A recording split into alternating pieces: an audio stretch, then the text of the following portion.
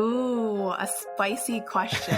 I because love the writing is sort of everything, right? Like you kind of can fix plot holes, but if the writing is so some readers love that, and some readers are like, but I wanted more of this. So it's kind of a gamble. Hello and welcome back to the Right and Wrong podcast. On today's episode, I am joined by an award-winning short story writer whose debut novel, The Persians, is out in the UK right now and will be out in the US in March.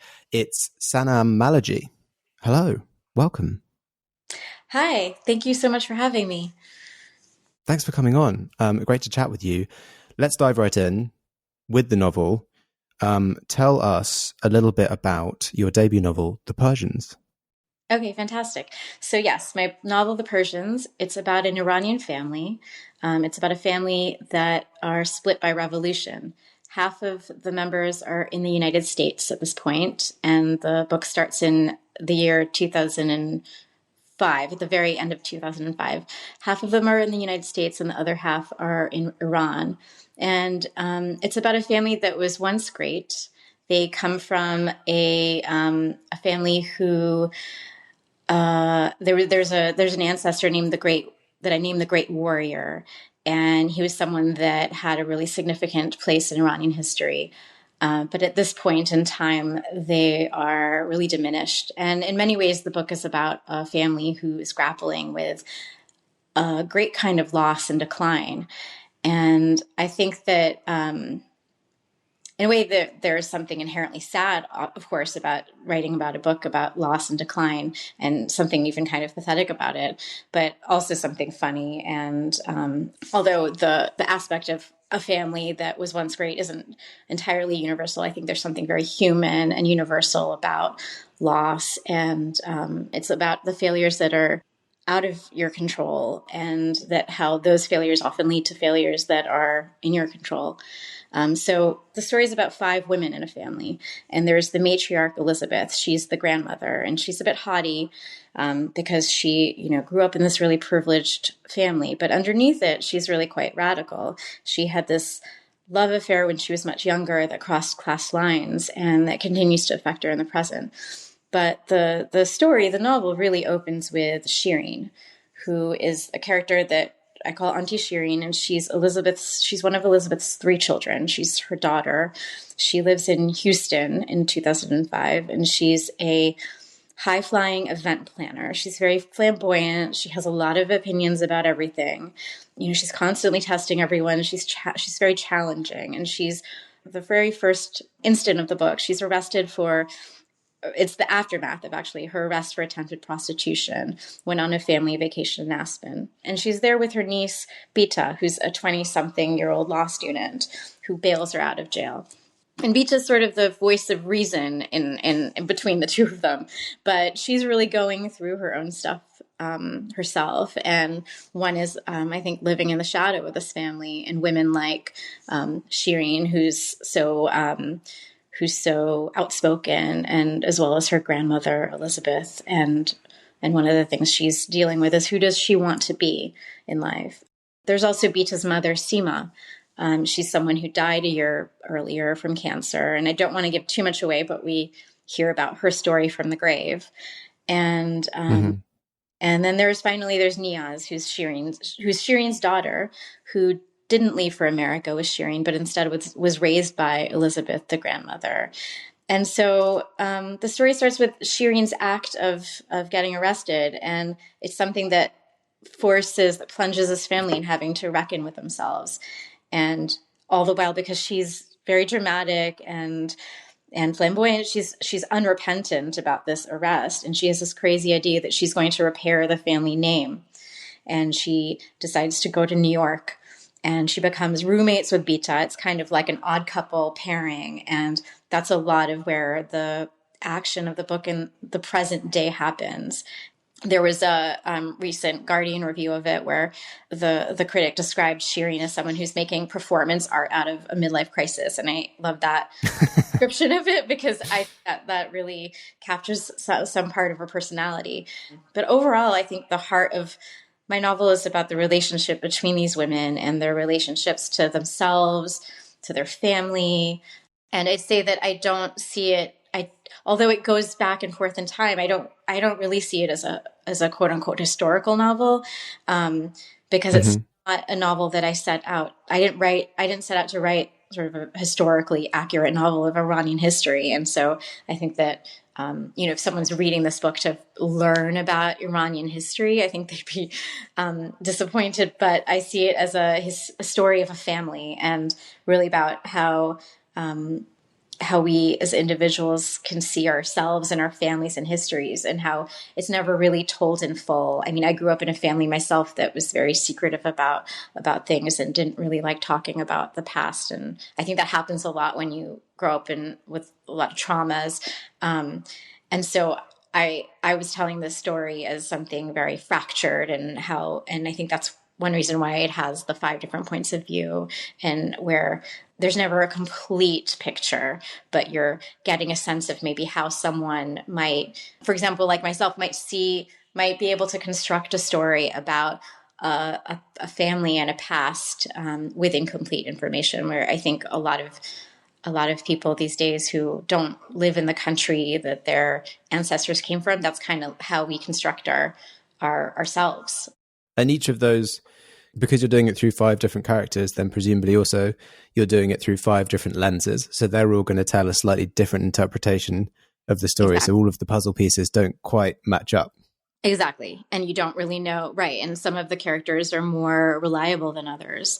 And so as a reader, I think you're trying to understand, well, what's the real story here? Is this family really great?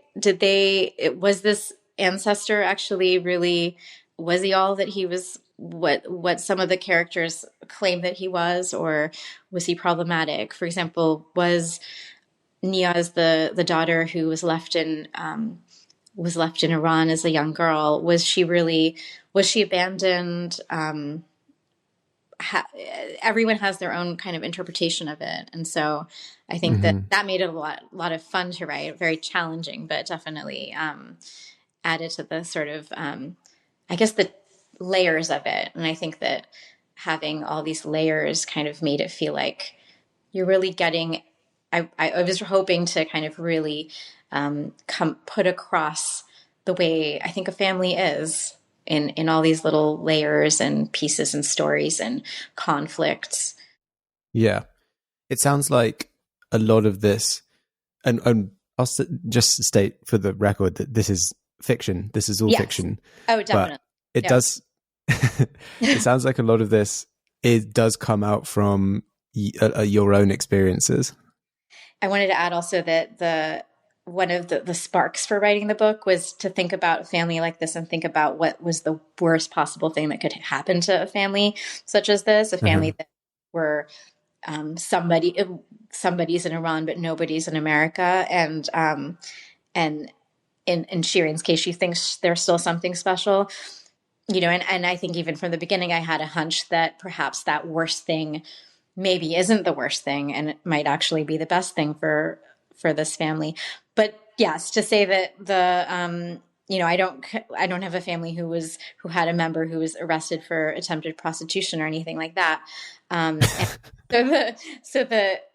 there isn't an Auntie Shirin in my life. But there are definitely aspects of it that, of course, this is my first novel, and it did feel at some point that it was the book that I had to write. And I think that, and maybe that's the way it is for a lot of first novels, but I was writing short stories from 2010, and that's how I started writing fiction as an adult. And I never in my mind had this idea of, but I want to be a novelist. It was always, no, I like writing. I like words. I like reading. And writing short stories gave me the opportunity and the pleasure and challenge of really looking at a story in a very minute way and really focusing on, maybe I'd have 10 to 15 pages to express something, to write about something. It wasn't really until I started writing a story called Auntie Shirin, which is basically in an edited form, the first chapter of this book, that I had actually started grappling with something that was closer to family and maybe my own personal experience in a certain way. before that, I hadn't written about Iranian characters really. I grew up in America, and I spent most of my life actually more trying to fit in and not call attention to my difference as an Iranian, and so and not consciously, but when I was writing fiction, that being Iranian wasn't the thing in my mind. And so instead there would be a line of dialogue or a particular character, something that would motivate me to start writing a story. And that's kind of how I operated for many years. But something happened in 2017, or the very beginning of 2017, where I started writing the story, and many things were happening in the world at the time. Trump had just become president for the very first time, which, I mean, yeah. And here we are again. Never, I mean, I guess this was more predictable, but at the time I was feeling a real anger at America. It was kind of like I grew up in this place, and everything that I thought I knew about it didn't really exist. And suddenly there was something called the Muslim ban, and Trump had banned people from my own country from entering America. And I volunteered at LAX. I spoke with people who were landing from Tehran, and some of them had been separated from other members of their families, or had long ordeals of sitting in kind of confined to rooms, being questioned, having their phones taken away, having their belongings looked through. And at the time I remember feeling hesitant to even do that, because my Persian's not perfect. And I, grew up in a family where I would maybe, even if I was spoken to in Farsi, I would answer in English. So it wasn't, I felt like I was inauthentic in a way. Mm-hmm. But it was really this experience of seeing that no matter how long I had spent in America, that still, to some people, to Trump, to his followers, that I was still other, and I was still not entirely welcome. And so I started, I guess I was feeling more Iranian, and I was feeling angry. And I also, and I guess related to this idea of feeling authentic, I let go of that idea that I needed to be a certain kind of Iranian to write about Iranians. So I let go of that. And I also had this idea in my head that a story about Iranians had to be a certain kind of way. Like I had this kind of feeling of, well, if I represent Iranians, I have this pressure of representing them in a positive light. I let go of that. And then I also had this idea that from what I'd seen before in fiction or in movies, that either Iranians, I had to write a tale that was very flowery and sentimental and poetic. And, I had to quote Rumi, and it had to feature pomegranates and saffron. And I had no interest in doing that. And then I'd seen stories of terrorists, of hijackers, and also stories of, where the real focus was the oppression of the Islamic Republic. And I really felt like in my heart that I wanted to tell something different. And I think I started giving myself permission to doing that. And I also had children about that time, or a few years before that. And I think maybe I was thinking about history a lot more. And, and yeah, I think all those things kind of came together, and I started that story, and that's basically, and here we are. Yeah. It didn't start, and at that point it was still a short story for a few years. It got published in McSweeney's Quarterly in the States. And at that point I still had an idea that I was going to turn it into a novel, and I was still working on short stories. But at some point it was kind of like that thing that I couldn't get out of my head. It kept coming back to me, and I felt like I wasn't done with these people, that I still had a lot more to say. So is writing a novel, the sort of long form manuscript, is that something you'd always wanted to do? Or was it something that you kind of, like you said, this short story just stuck with you and you were like, no, I think I have to try and find, there's more here to write? Yeah, no, I didn't have in my head that I had been writing short stories, and I think that maybe part of it is that I didn't let myself imagine that I could write a novel. I think that I, Hmm. in part, tricked myself into writing a novel. One of the other reasons that it is told in 5 points of view is that it really started as me writing individual short stories from the perspectives of the various characters. So I Hmm. told myself, well, what's Elizabeth up to? What's her deal? Like, why is she, what is, I have a little nugget in there in the first short story about her and what you see in the first chapter. And I thought, well, what's her story? And I kind of, and I did that with the other characters where I think the only character that's not in the first chapter is Niaz. But really it was about kind of who are the cast of characters and who are the people that the people whose stories I need to tell about this family. And at first, actually, I had a few of the men in the story were more prominent, and I had kind of storylines that involved Mo, who's Shireen's son, and who met her husband, and I went in various directions in the early stages of writing the book that then I would put aside.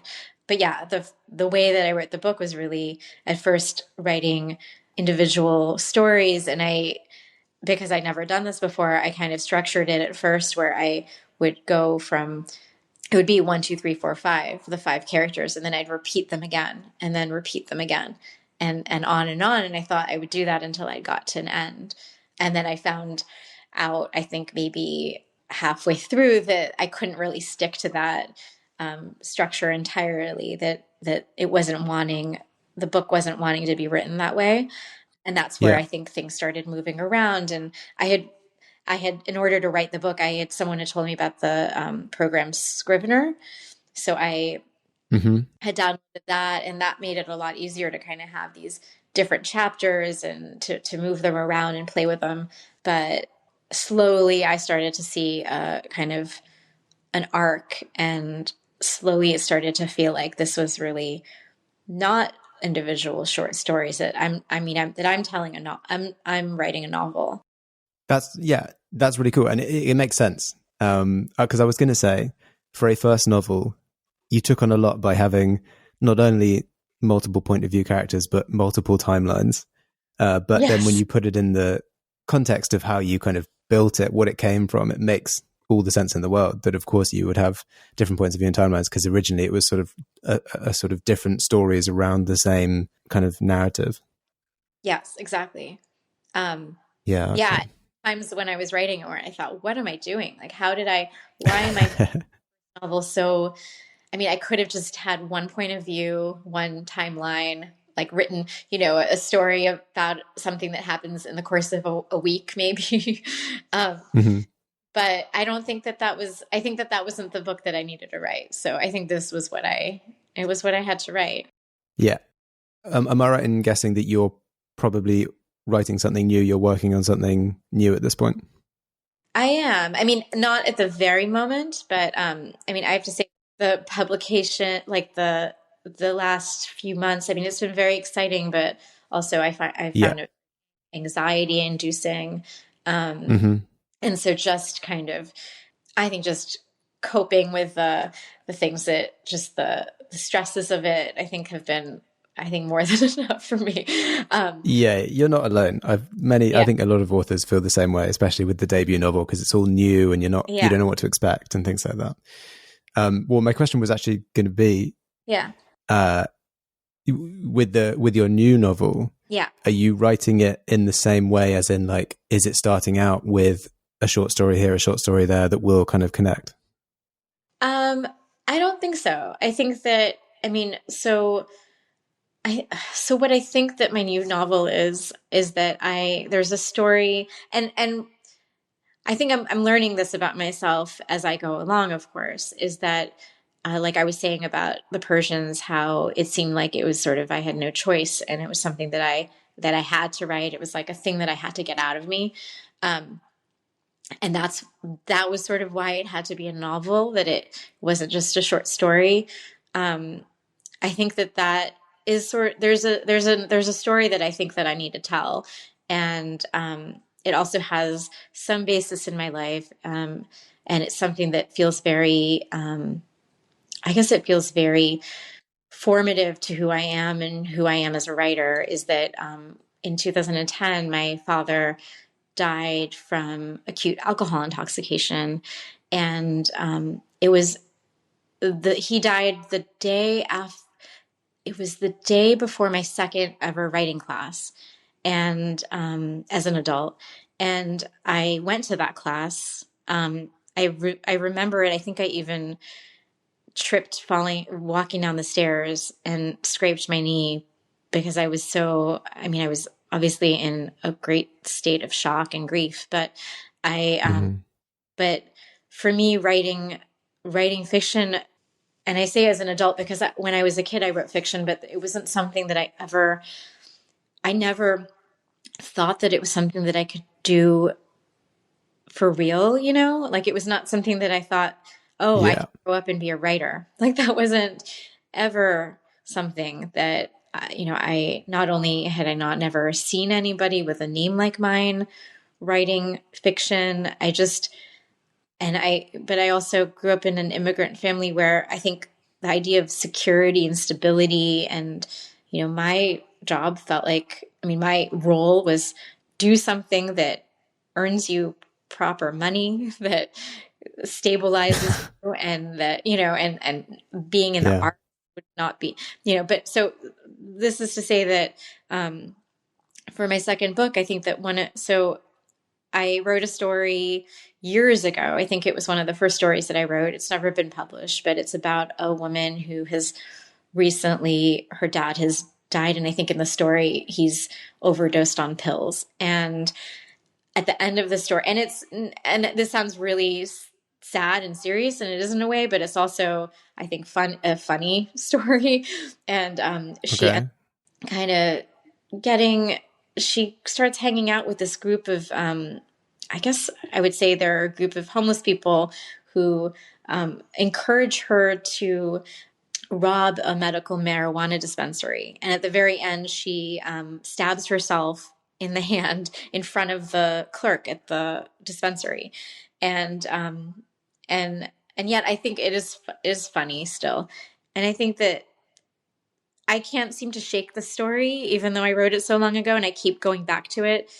And I think that I need to write a story that starts with that. And I don't know where it'll go exactly, but I think that that's the start of it. And I think a father and daughter relationship and that kind of a grief is an area that I need to explore in fiction. It sounds like you've got a really cool process for figuring out which of your stories are the ones that could go to the distance, where it sounds like you write a lot of short stories and then it's the ones that stay with you that you kind of know this is the one that needs to grow. This is the one where there's more to explore. Yeah, exactly. I think that's, and I think maybe that's, I think that's kind of happening organically, like without me necessarily intending that to be the case, but they're the stories that I can't seem to shake. Yeah, really cool. We're at the point in the episode where I ship you off and maroon you and ask, Sanam, if you were stranded on a desert island with a single book, which book do you hope that it would be? Okay, I have to say, I hate this question. Yeah, you're not alone. A lot of people do. Okay, so I have 3 books. Okay. And can I share the 3 books that Yeah, I think let's hear them. take with me? And I think that they're all books that I feel like they're very close to my heart for various reasons, because they're either when they were given to me or when I read them or what was going on in my life when I read them, and also what they've meant to me as a writer. And I think each of them kind of expands my ideas of what a book can be. So the first one is Jesus' Son by Dennis Johnson. The second one is Stoner by John Williams. And the third one is Hour of the Star by Clarice Lispector. Okay. And I can go... Of the three of them? Yeah. Yeah. I mean, is there a hierarchy? Is there an order, or are you kind of torn between all three? I mean, I think that Dennis Johnson, I think for when I read, and that's, I guess, I haven't read it in a little while, I have to say, but it's, I guess, interlinked, short stories interlinked. But I think when I read it, I thought, I've never seen anything like this before, and how writing can be just absurd and poetic and beyond kind of that there's no limit to writing. And I think that really mattered to me because I actually, before I started writing short stories, I was a lawyer. I mean, I was practicing as a lawyer, and I think in a way it was kind of, maybe it helped me on my road to becoming a writer, because I was for years having to write in a very kind of more rigid sort of way. And in writing fiction, there are no rules in fiction. And I mean, people try to tell you that there are rules, but I don't think there are. And, and so I think he's someone who reminds me that there are no rules. And I think Stoner, for the, just the writing's not flashy. In a lot of ways, it's very plain. But the kind of emotional resonance of that book, I think, really hit me strongly. I read it, I think, just right after my father had passed away. And I think I just feel very close to that book. And then with Clarice Lispector, I don't know if I can narrow it down. I tie that to my actually very first writing teacher in high school recommended her to me after reading some things that I was writing. And I had actually held on to that book for years and years before I read it. But I remember reading it and thinking, wow, what would I have been a different person if I'd read that back when I was 16 and instead of 26. And so, all three of those books, I think I need to take with me. As a tiebreaker, I would suggest whichever one is the longest, probably could, if you really needed a tiebreaker. And they're actually, like, Stoner's the longest. I think the other two are quite short. Okay. Yeah, but I don't know. I don't know. I think, but you don't want that one. Yeah, I don't know if I. Yeah, no, that's a good point. I don't think I want that one. I think maybe it would have to be Jesus' son. Yeah. Yeah, maybe because it kind of just opens. It's so. I guess I like the limitlessness of it, even though that it's so short. Yeah. Okay, perfect. There we go. We narrowed it down. We figured it out. But there were two honorable mentions, so we got a nice 3 in there. Next up, we are going to chat a bit about Sanam's publishing journey from getting an agent to the 5-way auction that this book ended up in. That will all be available in the extended episode, which you can find on Patreon. I just feel really lucky to kind of get to do that with my life. Yes, definitely. And a lovely sentiment to end the episode on. So thank you so much, Sanam, for coming on the podcast, chatting with me, telling me all about the new book, The Persians, which is out right now in the UK. It's been awesome hearing about your publishing journey and everything in between. Thank you so much. Thank you so much for having me. I really appreciate this. And for anyone listening, if you want to keep up with what Sanam is doing, you can follow her on Twitter @Sanam1 or on Instagram @Sanam Mahloudji. To support the podcast, like, follow and subscribe, join the Patreon for ad-free extended episodes, and check out my other podcast, The Chosen Ones and Other Tropes. Thanks again, Sanam, and thanks to everyone listening. We will catch you on the next episode. This is your before and after story. Prepare for an incredible career in nursing. At Southeastern College, experience expert hands-on training. Learn real-world skills in our professional lab and simulated settings. And train for opportunities as a practical nurse, registered nurse, or career advancement with our RN to BSN program. At Southeastern College, your future is bright. Visit sac.edu to get started.